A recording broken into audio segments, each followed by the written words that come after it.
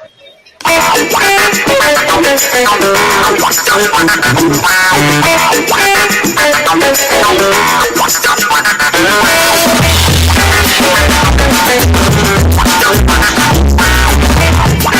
people, and this is Lizzie Mettam, and welcome to People My Dog Would Like, where I get to speak with interesting people about their game-changing ideas, fresh initiatives and out-of-the-box movements with an eye on the future, and a compassionate future at that.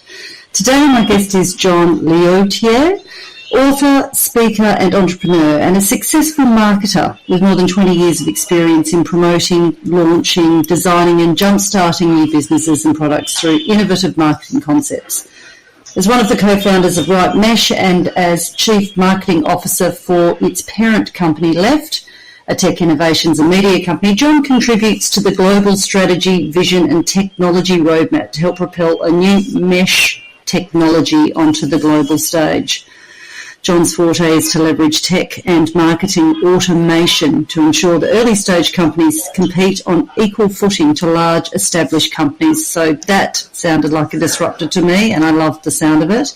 Tech is a true equaliser. John, welcome to the show, and thanks for taking the time out of your busy global schedule to have a chat. My pleasure. It's great to be here today. So listen, I know you're in Bangladesh. What's the weather like at the moment? It's actually quite pleasant. It's about 28 Celsius, somewhat humid, but not too bad. There's a nice breeze. It's actually much more pleasant than I've been here in the past. December's a wonderful time in Bangladesh. It's much nicer than the May summer heat. When it comes in, it's that 38 to 40 degrees Celsius or hotter, and the humidity just sticks to you. So it's actually quite pleasant. Lovely, and much nicer than, or much warmer, should I say, than Vancouver right now. Oh, much warmer, much nicer. My family is somewhat jealous of me, actually, for which is not something that they don't say very often when I travel as much as I do. Yeah.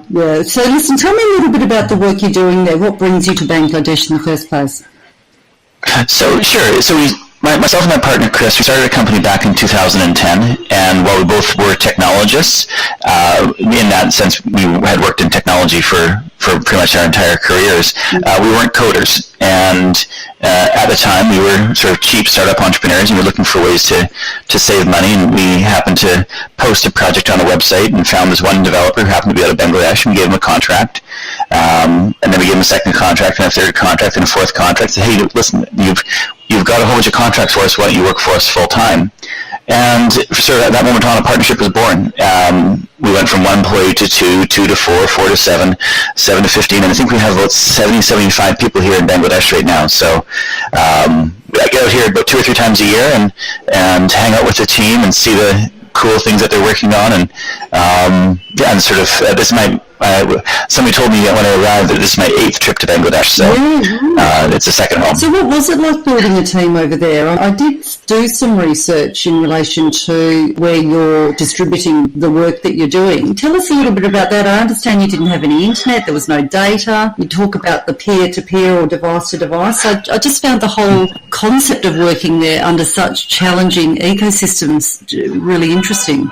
Well, I guess we didn't realize how challenging it was from a technical standpoint until we actually got out here the first time, because we didn't come out until about 3 or 4 years into the relationship with the team out here. And I need to clarify, it's not an outsourced group. It is our team. It is our group, our family, if you will. Yeah. But in the early days of the company, we didn't really know what we were going to do or what we were going to be when we grew up. But we were working on a lot of fairly large, fairly prominent internet brands at the time, and unbeknownst to us, we were building some of these world-leading properties on dial-up speed over here in Bangladesh, because as far as I was concerned, I was just sort of having Skype calls with Rakib or Lee over here, and his morning, my night, his morning. And we just started building things, and then the product would come out, and I'd give them the product specs during the day, and then the next day I'd be reviewing things back and forth. We had this wonderful 24-hour rhythm going. But what actually life on the ground was much different than what I sort of expected. It's literally things that we take for granted, like downloading a file from an email. You send somebody an attachment with a 8 MB attachment, and you don't think anything of it. But in the early days, if I send an 8 megabyte file, it takes an hour to download. So when you start thinking about building brands and building companies with those technology hurdles, it's extremely challenging, but from our perspective, we weren't realizing it until we actually came over here for the first time. We started to experience life in Bangladesh and realize, wow, this is different. This is much different. So in a way, the team here needs to be fully commended for their willingness or their ability to adapt. Yeah. So I was interested actually in your co-founder. I think it was Chris Jennison. Is that right? Of Left. That's correct. In order to understand the story of RightMesh, you need to understand the story of Left. And I guess from my perspective, I came across you because I was interested in what RightMesh were doing. And that was when I saw that and I thought, well, actually, that's probably a good place to start. So why not tell us a story about Left? Sure. So in order to understand the story of Left, you have to understand the story of Chris and myself. Back in 97, 98, we were both sort of young tech entrepreneurs experiencing the glory of the dot-com boom. And we were not working on the same company together, but we would meet at networking events and say, hi, how are you? What are you working on? And I would say, well, I'm working on a consumer internet stealth company. How about you? It's, oh, hey, me too. And you bond over that shared experience. And as any friendship sort of evolves, if you start to bond and get attached to the people that you have similar values towards, and we get together sort of once a month, have a pint, go out for coffee, go play some squash, do whatever, and sort of became that sounding board for ideas.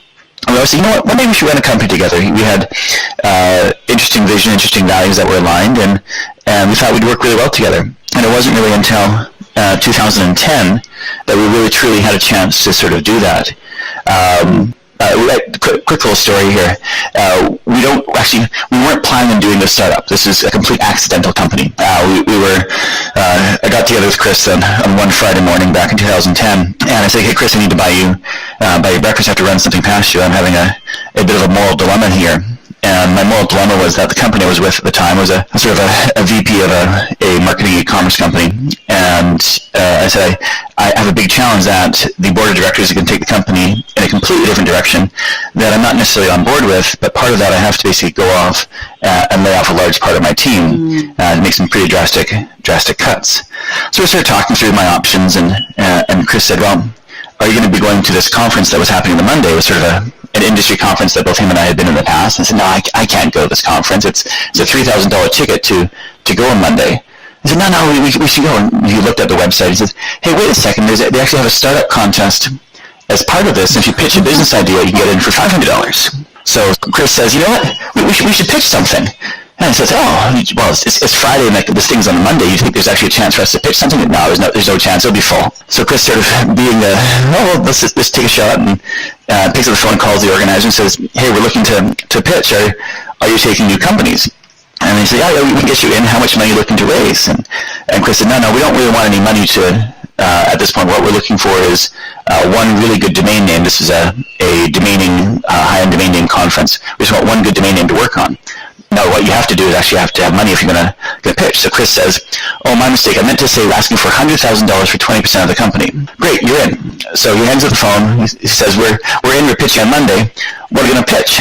I said, well, the company's not going to go off in this different direction that I was currently with. So how about we solve two problems here? One is I go quit my job. I'll license the IP I was going to work on, and we'll pitch that idea instead. So I went over to my existing company, quit my job, got a severance package which included IP transfer of this one concept. We both went away on the weekend. It was actually my birthday weekend. He worked on 5 slides. I worked on 5 slides. We got together on a Sunday night, and we put our slides together and said, hey, well, are we allowed to use a PowerPoint? Oh. I don't know. So we basically sort of went up there and we winged it, and we had 3 of the 4 sharks and the dragons, or we say at this pitch contest, and they said, hey, we'll invest in your company. We ended up not taking any of those. We took another guy we met later that day who had known from past entrepreneurial endeavors, and he said, hey, you guys are here too. What are you doing? Well, we pitched something today. I said, oh, wow, cool. I'll invest in you guys. And I said, well, you saw a presentation? No, but I trust you guys. You'll figure it out. Wow. And so that was sort of the start. We called up a third friend that day and said, hey, Bill, we have a huge favor to ask. We need a company called Left of the Dot Media Inc. And in Canada, you have to have a little modifier attached to it. We said, great, well, what's your second choice in case you don't get that? And no, Bill, you don't understand. There is no second choice. We have a check that's made out to Left of the Dot Media Inc., so we need the company to be called exactly that. And that was been over 7.5 years ago now. That we went from a gainfully employed to ta-da, we have a company. Wow. So gutsy. So sorry. Well, sorry, I was going to say, so what was it called, Left of the Dot?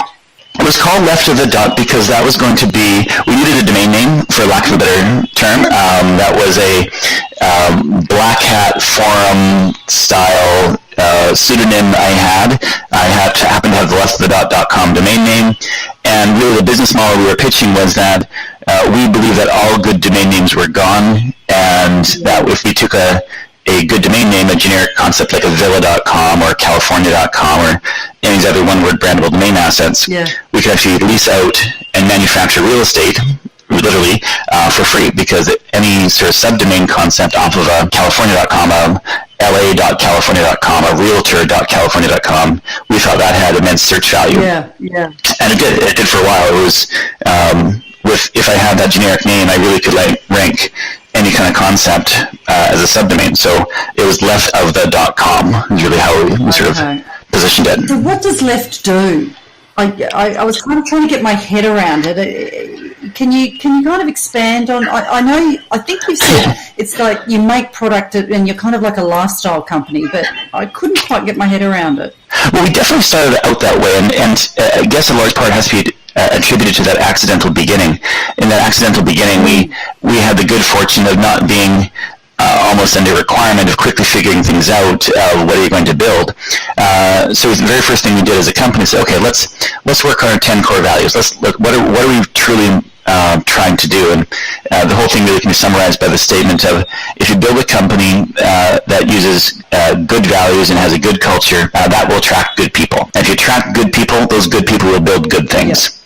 We didn't know what we would build in, say, 3, 5, 7, 10 years from now, but we knew if you had good people, they'd figure it out. And that's kind of in the same way that our initial investor invested in us. He thought, you guys are good people, we'll invest in you and you'll figure it out. And that's sort of what we've been doing. So the first few years, we kind of iterate in different consumer companies, and you almost fail a couple times, you verge of bankruptcy, then you have a new order come in, and then you sort of, as Chris likes to say, you cockroach your way through it until you manage to come out the other side and you realize, hey, no, we've actually built something kind of cool. But in the process of doing that, we had a aha moment. We were about 3 years ago, back in sort of 2014, we were working through a project primarily in the travel vertical. We had a number of travel websites, each sort of making money, not really anything passionate towards our hearts or anything like that, but they were doing pretty well, and they were on a bit of a growth curve. You had a bit of product market fit.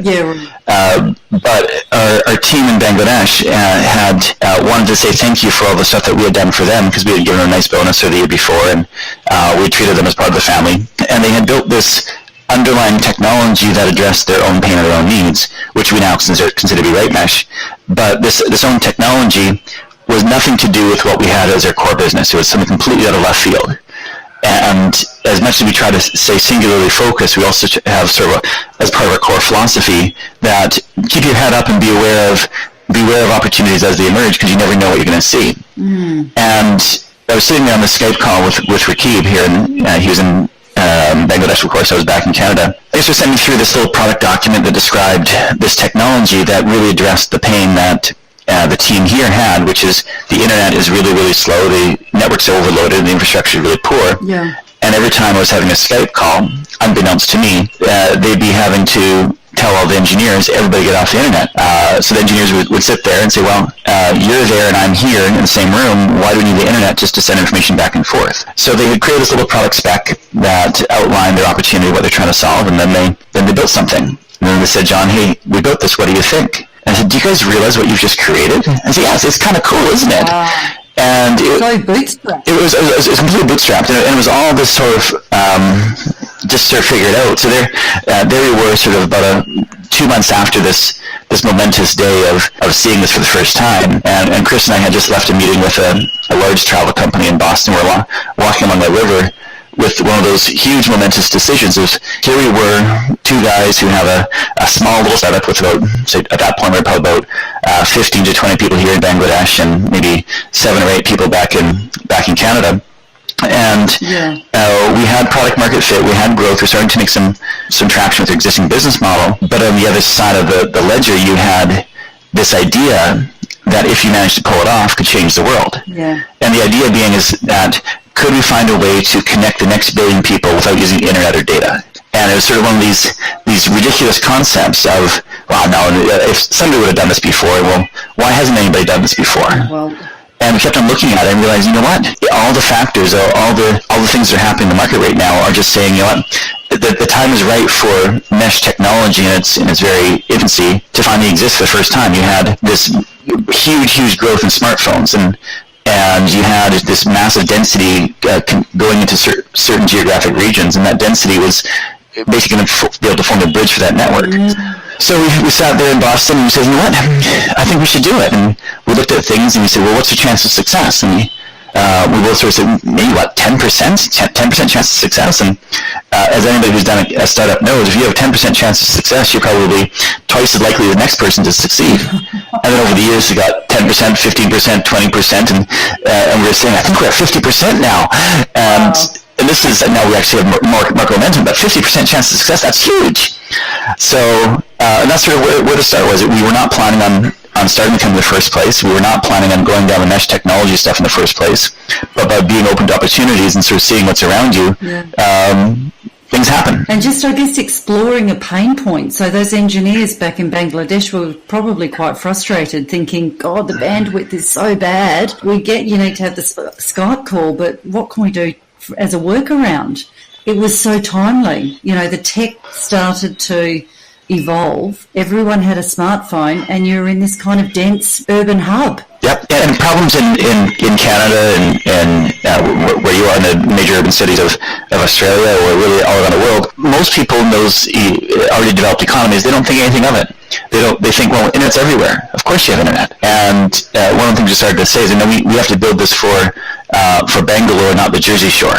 And really the idea of trying to find a way to bring connectivity and bring that inclusivity into these markets where it didn't previously exist. And that was sort of the start. Now we've been on this journey for about 3 years now. So tell me a little bit about RightMesh then. So what is actually, I noticed that you registered for a patent, and I was trying to work. So what is the mesh? Sure. So I'll go one level high. In a way, a mesh itself can be described as the internet itself. The internet is one giant mesh. You have all these little nodes that appear, and you're contributing and you're sharing, and you're basically passing information back and forth in this high level. We don't really quite think about it in that way. We actually go down to a local level, and we enable people to communicate device to device to device. So your smartphone to my smartphone to somebody else's smartphone in a close proximity region. So if you take an office, a school, a campus of some sort, or even a relatively dense environment where you have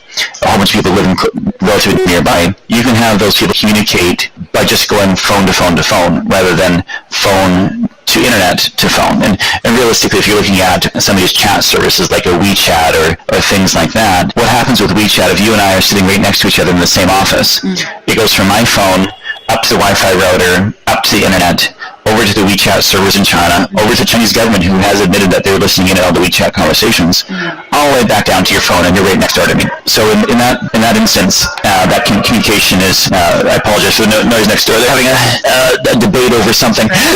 So it's in that instance, it's the communication that goes from one side to the other doesn't need to be. And what we're trying to figure out is a way for that communication to be to be fast and free is the best way to think about it. Without having to be on the internet. Yep. And so how do you do that? Magic. No, it's if you think they all sound like backing on each other. The devices are piggybacking on each other, and all I could think about was Bluetooth. So yeah, every phone broadcasts and receives signal. Your phone broadcasts and receives Bluetooth. It broadcasts and receives Wi-Fi. Many of the modern Android phones also use Wi-Fi Direct, so it's different than Wi-Fi. But your phone broadcasts and receive. If your phone broadcasts and my phone receive, you and I can talk to each other. And really, what our secret sauce has been is that we can either switch one person from I'm talking to you with Wi-Fi and talking to somebody else with Wi-Fi very, very fast, or we can actually talk to you with Wi-Fi and the person behind me, if you will, with Wi-Fi Direct concurrently. And as soon as we now be able to sort of split that spectrum and talk to different people across different parts of the spectrum, we can now pass messages very quickly across the edge of the network. And I mean, doesn't work at super long distance. If I was going to go from here in Bangladesh to talk to my family, that doesn't make sense. The internet's wonderful for that, and we don't want to disrupt that side. But for that local communication, we can take a whole bunch of that information off of the internet itself and really facilitate a new way of connectivity, because there's so much communication that occurs that doesn't need to go up to the internet, and all it does when it does go to the internet is it just congests things. It just makes it slower. A good example is if you're sitting in a lecture hall. Sounds like you're creating efficiencies as well, even just as an aside. Yeah, we think we are creating huge efficiencies, and we were saying the other day that we think we make Wi-Fi better. If all of us are sort of talking to the same Wi-Fi route at the same time, it's you have 100 concurrent connections to a single source, and it doesn't need to be that. If you're in that lecture hall and you're the first person to pull down the professor's notes, you have one set of notes, and then that set of notes can get past the next person, then the next person, the next person, the next person. And all that type of communication can occur without really having to, without having to have 100 concurrent connections all putting the exact same thing down. So where does blockchain, listen, I came across your business because I was really fascinated in exploring the blockchain world. And isn't blockchain fascinating though?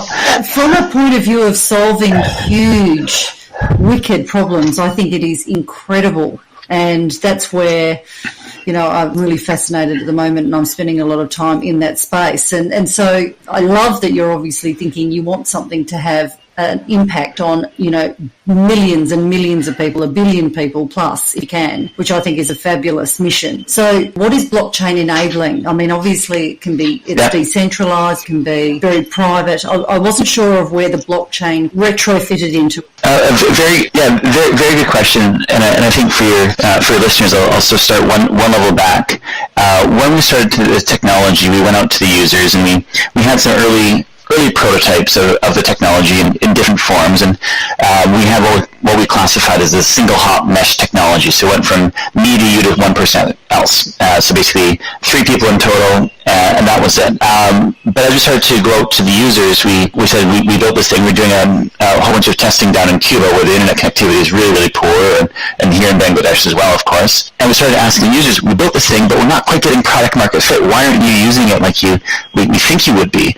You have this great tool to share your internet with somebody else. Why wouldn't you do that? And I said, well, I know it's kind of for the good of the community, but what's in it for me? And so, what do you mean what's in it for you? And so, well, what am I going to get out of sharing my internet? What am I going to get out of being a routing node in a mesh network? And we said, no, you can do all these wonderful things. You can connect the entire hospital. And says, yeah, but I only have a certain amount of data, or this is my battery that you're going to be using, or all these other sort of reasons and rebuttals against it. So we asked the very simple but obvious questions.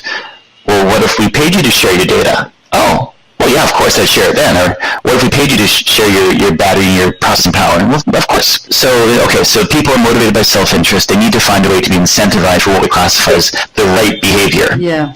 And that was sort of the start for us, and we needed to introduce a system that brought that in. But we had to sort of go one level back. One of the big challenges we had in a mesh itself is, how do you uniquely identify a user when you don't have access to the internet? And that's a very fundamental question. Is everything we've been doing as a society relies on these central authorities, the Facebooks, the Googles, these giant middlemen sitting in the middle that control our identity, control our sense of, we are the arbiters of who you are, who you say you are. It could be a bank, it could be a government, it could be somebody else. Yeah, we wanted to sort of create a system that didn't require anybody to connect to a central authority, but you still need to be able to know that I could trust that you were you. And it was a very fundamental, hard question, hard problem to solve. And it was about a few years ago now that developers came to me and said, John, we've solved the problem. We solved this core engineering challenge. And I said, well, which problem? Because we're still early stage, we had lots of problems. I said, well, which problem? I said, no, the one about identity. I said, well, how did you do that? I said, well, there's a new thing that just launched. It's called Ethereum. And we think Ethereum could be used. And so, well, what's Ethereum? No, Ethereum is kind of like Bitcoin. You heard about Bitcoin. Yeah, I've heard about Bitcoin. Didn't invest when I had a chance, but I've heard about Bitcoin. Well, Ethereum is kind of like that. And we can use the Ethereum library to generate this new cryptographic key on every single device. And that cryptographic key, which is the Ethereum wallet ID, can be used in lieu of an IP address. So in the internet-connected world, everything has an IP address. Everything is an internet protocol connector. But in a mesh world where not everything connects to the internet, how do you uniquely identify not just your smartphone, but your smart appliance or your IoT device? And what they had solved is that, well, we'll use Ethereum as this unique identifier. So we had that at our core, and we then went around to look for ways to incentivize people to sort of communicate and get incentivized for communicating across the mesh. It was a sort of natural evolution for us to say, okay, well, if we start introducing this token into the mix, we can now incentivize this right behavior. So for us, blockchain was a natural thing, and it's not in a way, it's not a standard approach for why people want to use blockchain, but you need to find ways to uniquely trust people, and then when you start incentivizing or compensating somebody for use of their data, for use of their device resources, for sharing their information, you need a central ledger or distributed ledger to track and share that information around the world. So that's sort of we stumbled into it once again by accident. I like to keep on thinking that all this stuff is fully intentional, but really we have one giant accidental company that seems to be trying to change the world right now. Yeah, it feels like the stars keep aligning for you. I mean, to be having someone approach you with the blockchain technology and Ethereum, the conversation around Ethereum 3 years ago was fabulous. Very coincidental. And so is it that people have got their own encrypted private key? So every device, which is whether it's a handheld mobile phone, whether it's a car, whether it's a fridge, whatever, everything has got its own individual encrypted key. Is that how it works? And is that private? Is it a private encrypted key or is it not private?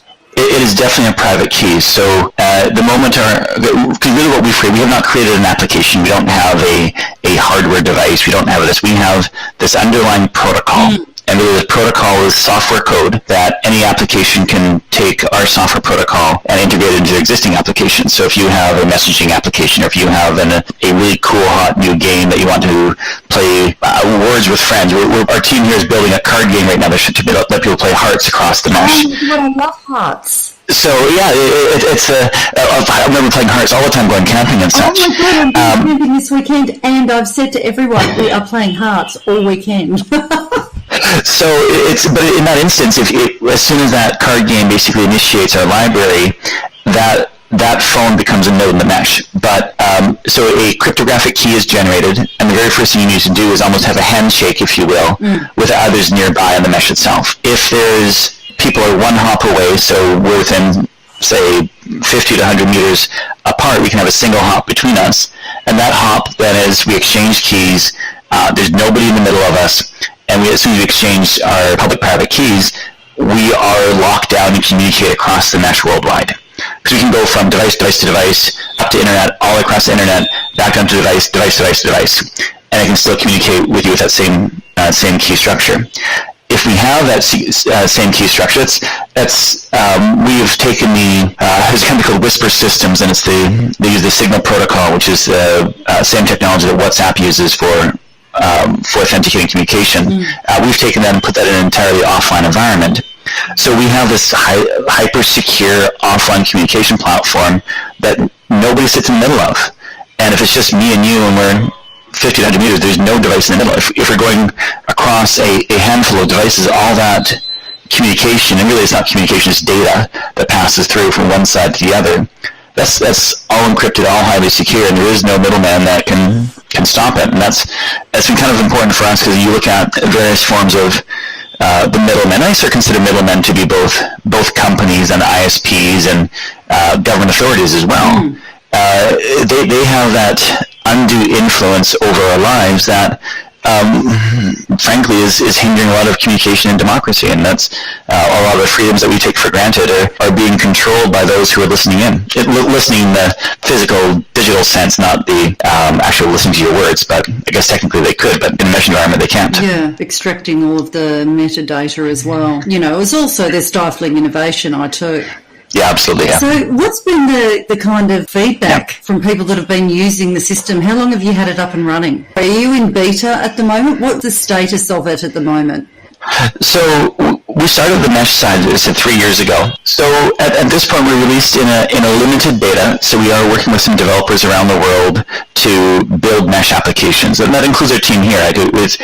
Most of the core technology architecture now has transitioned to our team in Canada, and the team here in Bangladesh. They're really focused on applications because they're the ones who have a great sense of what market here wants in that technology. So the team here really are our internal beta customers, but we also have some developers around the world building applications on the platform.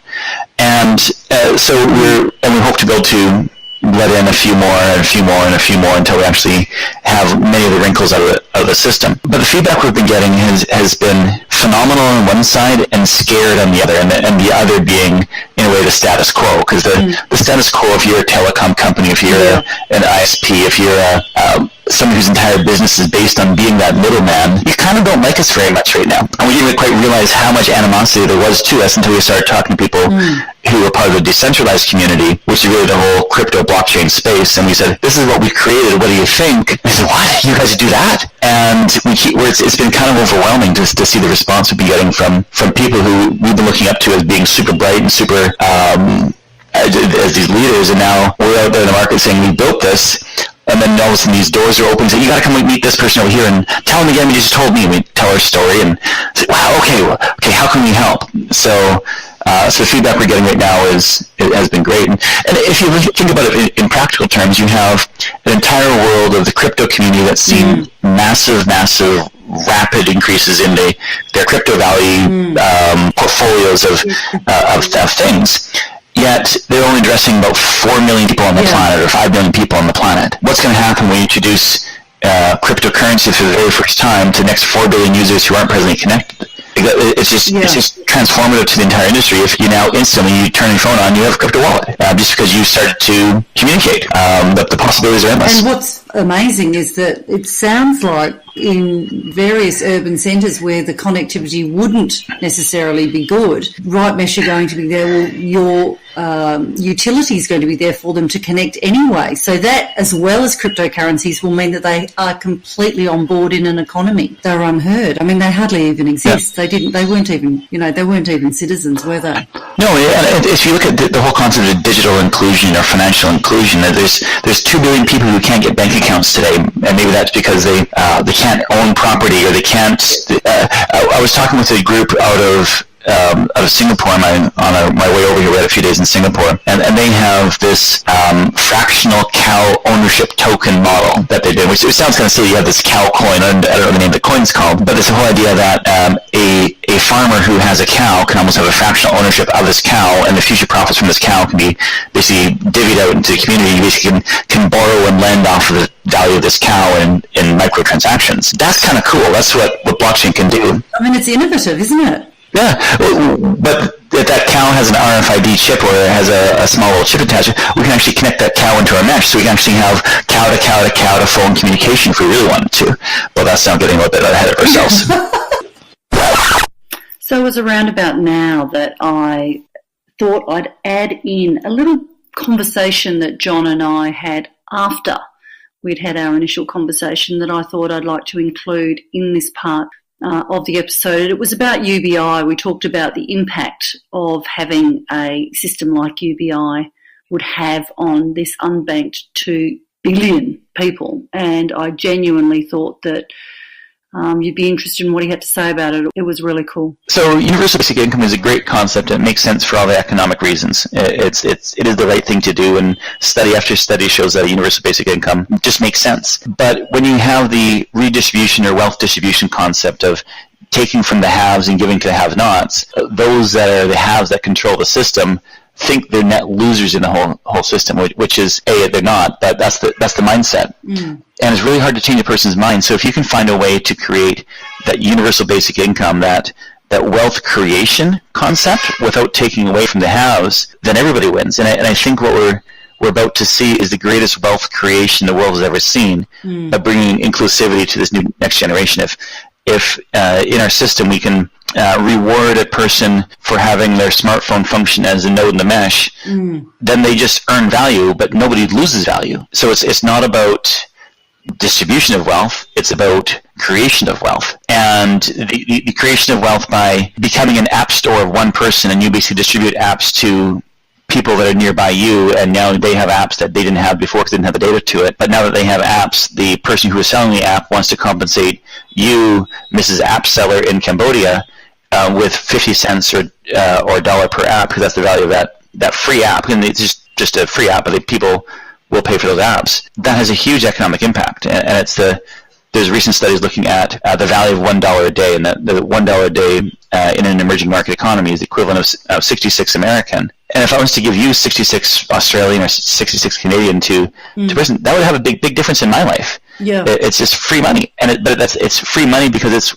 created out of nothing. So as soon as you have that whole inclusive society and that digital inclusion and the ability for that person to, once they earn value and to create value, to store that value and then transact in that system, it changes things. And it's Andreas Antonopoulos, absolutely incredible man. I was talking to him about what we're working on, and just a little bit, and sort of alluding to a few things, and he was asking about some big challenges, and I happened to say, well, we have to make sure that a person can come out of the system. So if you've just earned 10 mesh coins in the system, because we're going to have this whole concept of a mesh coin, a RightMesh token, how does one convert that back into a fiat currency, and how can you convert that into rupees, how can you convert that into taka? And he said, well, why do you want to do that? And I said, well, because then they would want to have money. So, well, what are they going to spend the money on? And, well, they're going to convert it back into digital and buy digital goods with it. So why does it need to go back into fiat? If the number one thing people wanted to do in their additional change of life is primarily purchase things that are already digital, airtime, digital games, digital good, music, entertainment, why does that need to be converted back into fiat? And the answer is it doesn't. So you basically have this wonderful little system that you have a chance for people to earn and create value from living their lives, and that value gives them that universal basic income, and that value can be converted back into the system for buying more digital goods from people nearby, and the whole cycle just continues on and on and on. And that will have transformative effects. Absolutely. And I think it will happen soon too. I know you're at beta, but I think, I don't know how far along you are in the development phase. Yeah. So, we still have work to do, but really in about 2 months of development will be on what's classified as a test net. So it's a test environment that a user can be compensated for their data. And once you sort of have that fundamental thing done, and we're not doing our token sale until we have that thing done, it's about refining that, getting that code audited, making it better and stronger and resilient, and then start building apps. And a few of the apps we're seeing here this week in Bangladesh, they're building things we came here this week with... What kind of apps are you building? So we have, I think there's 6 apps, and then turn around and look at a whiteboard here.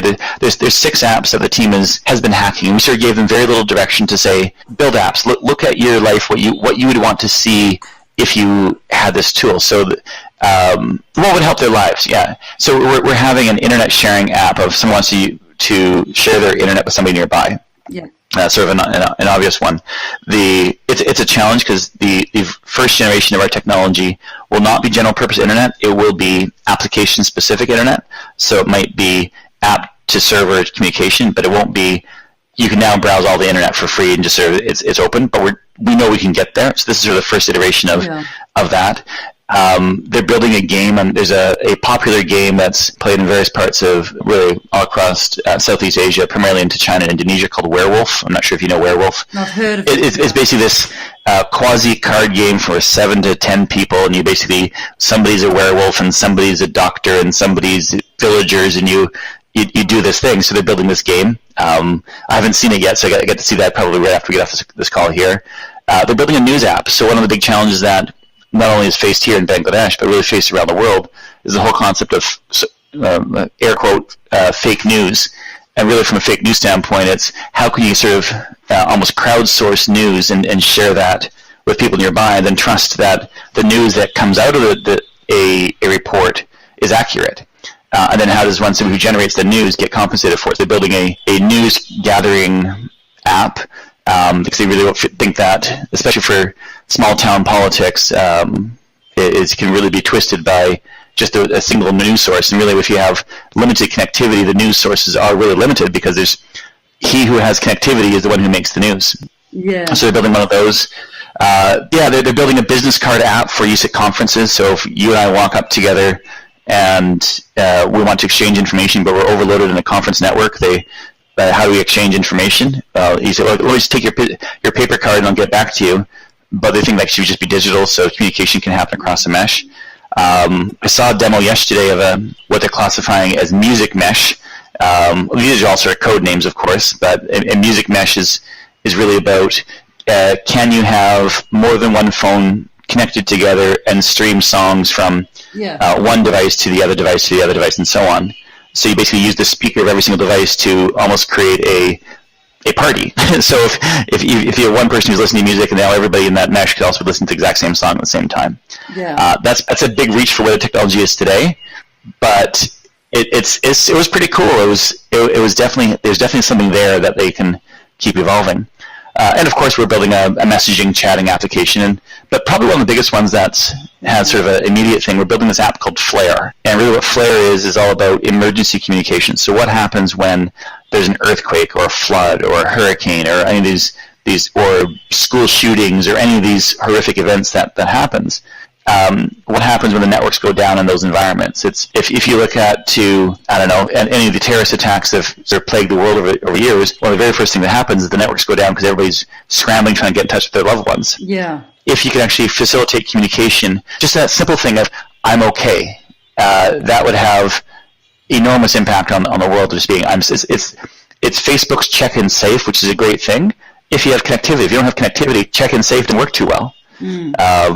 So they're building this app called Flare that does that as well. And so a whole series of things that... honestly, just incredible. Thank you. So listen, so you've got your group in Bangladesh, you've got your developers in Canada. You're obviously growing. I saw that you are doing an ICO. When's the ICO coming up, as in initial coin offering? And what do you get with the token? What kind of utility is the token? Is it just a utility token, or is it to be traded? I think it'd be worth going through that as well. Sure. So we're looking at it whether we do a initial coin offering or a token generation event. We're launching this either way and we need to get a token out to the marketplace because we need to have, for those who are looking at, I want to receive compensation for my data. I want to know how many rupees that's worth, how many taka that's worth, how many Brazilian real that's worth. And you need to almost, in a way, a market price of that data or the device resource to know in your local currency what that's worth. So we're doing one. The timing on that is probably late January, early February. We're still working through some specifics on that. We're trying to make sure, once again, we're trying to do things right, as we probably get a sense of what we're all about. We've been going really slowly through this process. We've watched this massive spike of interest going up, and then we've seen some frothiness in the last month, but that hasn't really changed our timeline. It's not just me then, because when I was reading about you, I was thinking, I can't believe this hasn't been done before. It's phenomenal. It's really hard. Is the answer? Like, we looked at it from and the first generation technology with sort of if you were using sort of almost off the shelf or just Bluetooth, or going from Wi-Fi to Bluetooth to Wi-Fi to Bluetooth and various things. That is hard, but to be able to do what our science group has done of creating this off-grid heterogeneous network capable of using all parts of the spectrum simultaneously in a protocol-based system that can connect app to app to app. There's probably a handful of people who could even think of that at that level, and we basically have grabbed the scientists. We went out and grabbed this super smart guy who finished his PhD. We tracked him down online after looking at a whole lot of papers, and we sort of sought out Jason and said, okay, Jason, you're highly cited in this field. You seem to be an expert. We want to know who you know of recent graduates who come through that you sort of nurtured along the way that you think might be interested in this crazy-ass idea we have.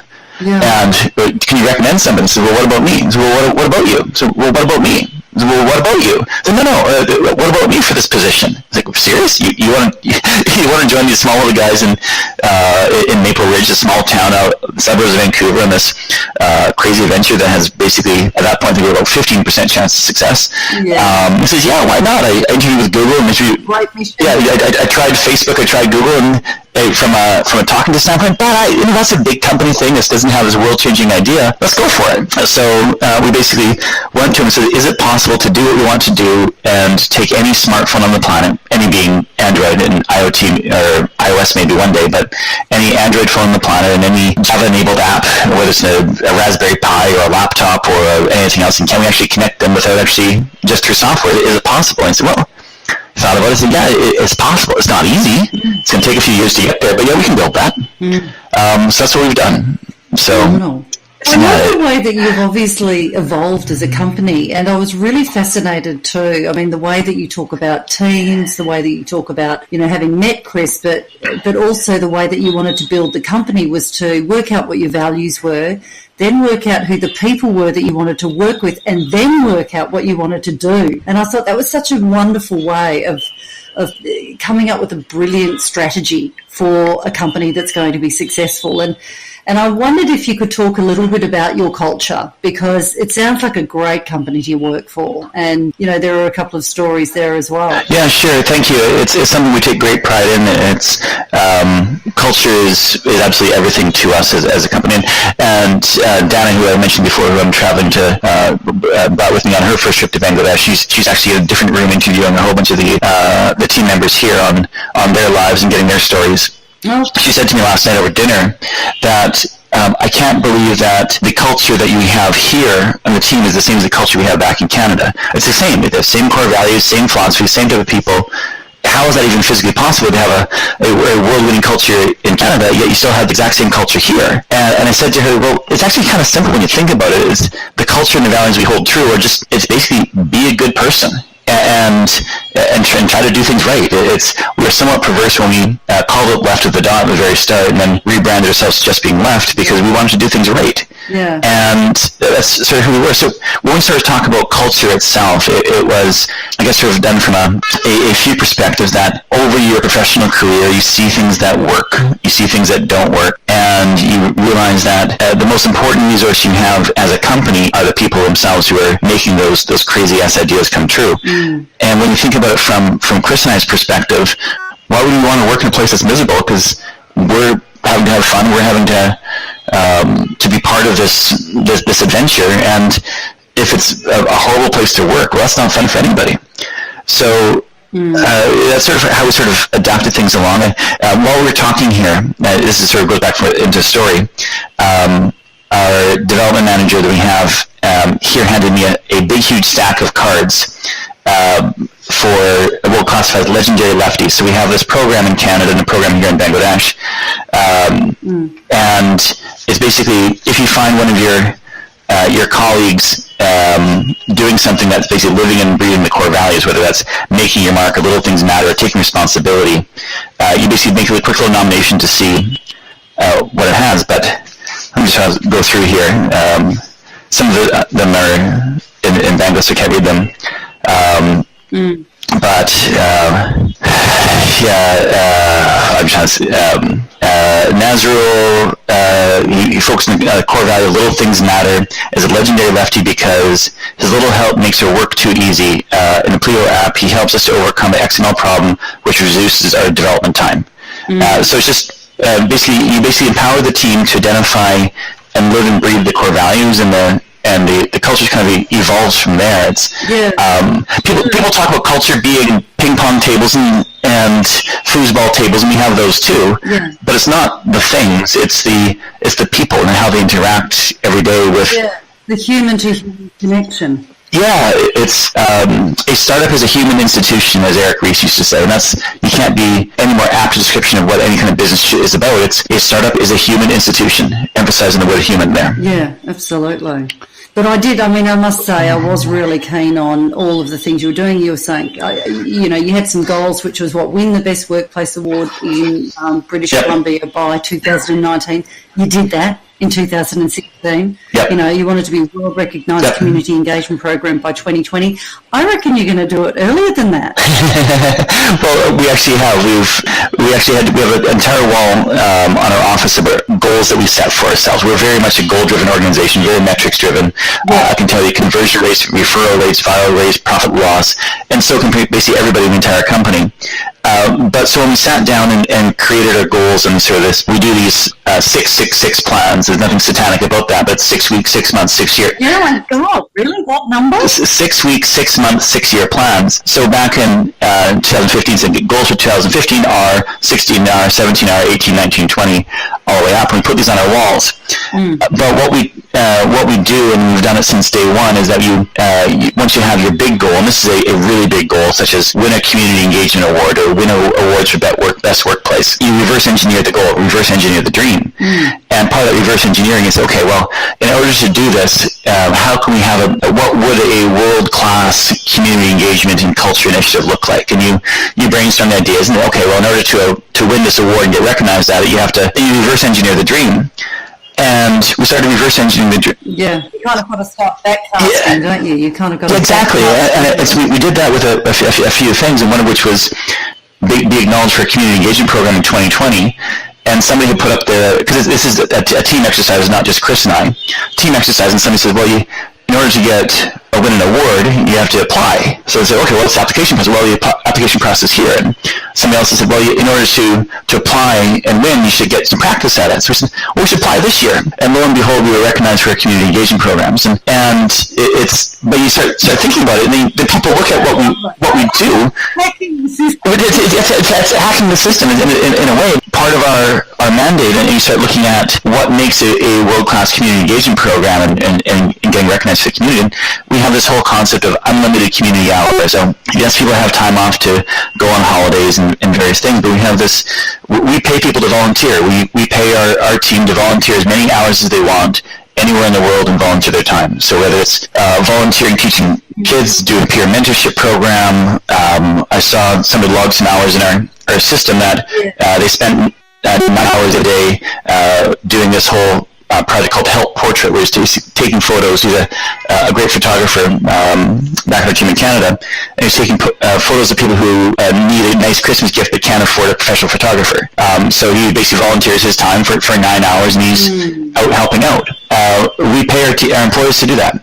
So all that kind of thing is just sort of who we are and sort of evolve. So, but it is still, it makes it a much more fun place to be for ourselves and for a team, and then they attract more good people, and the whole cycle improves. But just so human, and I loved how you kind of approached your goal setting and how you kind of framed it as the metaphor of a kite and talked about success. The success trail is a series of small, deliberate actions with intent. All those little mini decisions that you make every day, and it sounds like you've embedded that in everything you do there. Yeah, from those little things matter, which is one of our values, as I said.